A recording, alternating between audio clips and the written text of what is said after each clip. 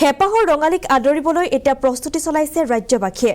উদালগুৰিৰ মৰাপাট কৃষকৰ ভীষণ ব্যস্ততা নপঘা বনোৱাত ব্যস্ত হৈ পৰিছে কৃষক গোবিন্দ ডেকা। আমি কিছু দৃশ্যাংশ দেখুৱাইছো যেহেতু ৰঙালী বিহুলৈ মাজত মাত্ৰ কেইটামান দিন আৰু বিহুত যেহেতু গৰু বিহু দিনাখন পঘা সলনি কৰে এক পৰম্পৰা এক নিয়ম আৰু এতিয়া নপঘা বনোৱাত ব্যস্ত হৈ পৰিছে কৃষক গোবিন্দ ডেকা। এই সন্দৰ্ভত আমাক সবিশেষ জনাব উদালগুৰিৰ পৰা নিপু কাকতিয়ে।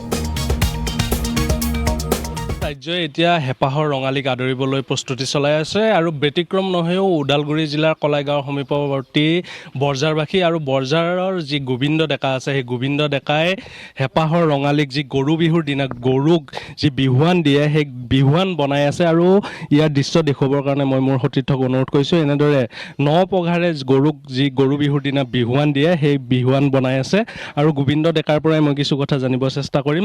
আপুনি কিমান বছৰ ধৰি এনেদৰে গৰুৰ বিহুৱান বনাই আছে? মই আচলতে এনে সৰুকালিৰ পৰাই এই গৰু বিহুৱান বনাই আছোঁ, কিন্তু এনে ব্যৱসায়ী ভিত্তিত তাৰমানে মোটামুটি ৩-৪ বছৰ আগৰ পৰাই এই কামটো কৰি আছোঁ। এইবাৰ বিহুত কিমান বিক্ৰী কৰিব? এইবাৰ বিহুত মোটামুটি ৪,০০০-৫,০০০। কিমান দামত বিক্ৰী কৰে? ১৫ৰ পৰা ২০ টকা এনেকুৱা দাম। কোন ঠাইত বিক্ৰী কৰে? আমাৰ স্থানীয় বজাৰ আছে, স্থানীয় বজাৰবিলাকত বিক্ৰী কৰোঁ আৰু ওচৰৰ পাজৰৰ দোকান আছে, সেই দোকানবিলাকতো দিয়া যায়। সেনেকুৱা অহাৰ লগে লগে আপুনি এই কামতে ব্যস্ত? হয়, এনেকুৱা কামতে ব্যস্ত হৈ থকা যায়। ইয়াতে আপুনি এই মৰাপাটটো নিজে খেতি কৰি হেৰি কৰে নে কিনি আনি বনায়? এই মৰাপাটটো কিনি অনা যায়, মৰাপাটটো কিনি আনি এই ৰছী বনোৱা যায়। আগৰ তুলনাত দাম বৃদ্ধি হৈছে নে কমিছে?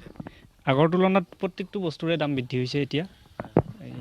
মোটামুটি এতিয়া পটা কিনিব লাগে, মৰাপাট কিনিব লাগে মোটামুটি ৫০ টকা ৬০ টকা এনেকুৱা দৰত কিনিব লাগে। সেই হিচাপে ৰছীৰো দাম বৃদ্ধি হৈছে। এটা দিনত আপুনি কিমানডাল এনেকৈ বিহুৱান বনাব পাৰে? মোটামুটি ২৫-৩০ডাল সেনেকুৱাহে পাৰি।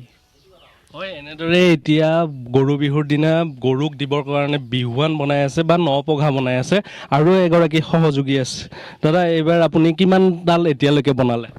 মই এতিয়া বৰ্তমান ৩০ডাল হৈছে আজিৰ দিনটোত। এইবাৰ কিমান বনাব আপোনালোকে? আৰু এইবাৰ মানে ৩,০০০মান এনেকৈ বনাম আৰু এই বিহুৰ কাৰণে এনেকৈ আগবাঢ়িম বুলি ভাবিছোঁ আৰু ৩,০০০মান বনাম আৰু। কিমান দামত বিক্ৰী কৰিব? এইটো এই ১০ টকা ১৫ টকা এনেকৈ বিক্ৰী কৰোঁ পিচ সেনেকৈ আৰু। কোন বজাৰত নিয়ে? এইটো আমি ওচৰৰ বজাৰকেইটাত লৈ যাওঁ, এই দলংঘাট বুধবিৰীয়া বজাৰ মানে পচকীয়া বজাৰ সেনেকৈ লৈ যাওঁ আৰু। এই কলাইগাঁৱত নাযায় আৰু দোকানত সেনেকৈ দিয়া যায়, গেলামাল দোকানত।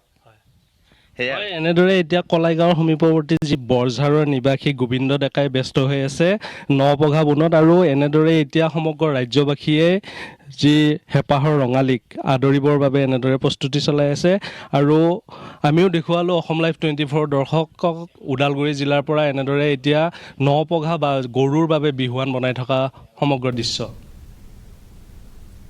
আৰু এয়া আছিল উদালগুৰিৰ পৰা নিপু কাকতিৰ প্ৰতিবেদন। যিটো গৰু বিহু দিনা গৰুক নতুন পঘা পিন্ধোৱা হয় এক পৰম্পৰা আৰু এই পৰম্পৰা ৰক্ষা কৰিবৰ বাবে এনেদৰে নপঘা বনোৱাত ব্যস্ত হৈ পৰিছে এইসকল লোক।